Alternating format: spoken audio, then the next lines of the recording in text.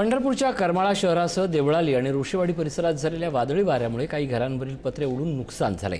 देवळाली येथील एका घरावरील पत्रे उडाल्यानंतर त्यावरील दगड खाली पडून 2 महिला किरकोळ जखमी झाल्यात। जखमी महिलांना उपचारासाठी करमाळा उपजिल्हा रुग्णालयात दाखल करण्यात आले। वादळी वाऱ्यामुळे परिसरात काही प्रमाणात मालमत्तेचेही नुकसान झालेले आहे।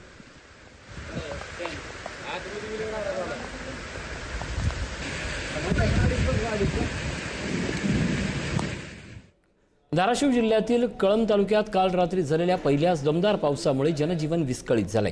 या पावसामुळे खामसवाडी परिसरातील ओढे आणि बंधारे ओसंडून वाहू लागलेत। शेती पिकांमध्ये मोठ्या प्रमाणात पाणी साचल्याने पिकांचे नुकसान झाले असून अनेक ठिकाणी पूल वाहून गेल्याने दळणवळण ठप्प झाले। विशेषतः ऊस पिकांचे मोठे नुकसान झाले असून शेतकऱ्यांचे पावसामुळे प्रचंड हाल झालेत। परिसरातील जलसाठ्यांचेही मोठ्या प्रमाणावर नुकसान झाल्याचे समोर आले।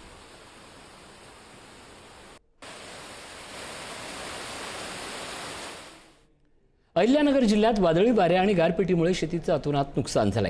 राहुरी आणि श्रीगोंदा तालुक्यात केळी, पपई, लिंबू आणि डाळिंब बागांसह सुमारे 150 हेक्टरवरील पिके उद्ध्वस्त झाली आहेत। कृषी विभागाने पंचनाम्याला सुरुवात केली असून बाधित शेतकऱ्यांना तातडीने मदत मिळवून देण्यासाठी आमदार विक्रम पाचपुते यांनी मुख्यमंत्री फडणवीस यांना आपण भेटणार असल्याचे स्पष्ट केले आहे। नैसर्गिक आपत्तीमुळे हवालदिल झालेल्या बळीराजाला शासनाकडून त्वरित भरपाईची प्रतीक्षा आहे।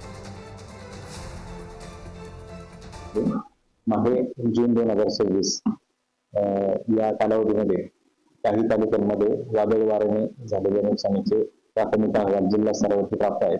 तर जे काही NDRF चे जे निकष आहेत त्याप्रमाणे कार्यवाही ही तालुका स्तरावरून सुरू करण्यात आली असून स्टँडिंग इन्स्ट्रक्शन प्रमाणे गाव पातळीवरचे जे 3 यंत्रणा आहेत ग्रामसेवक, तलाठी आणि सहाय्यक कृषी अधिकारी यांच्या समन्वयाने पंचनाम्याबाबतची कार्यवाही देखील तातडीने सुरू करण्यात आलेली आहे।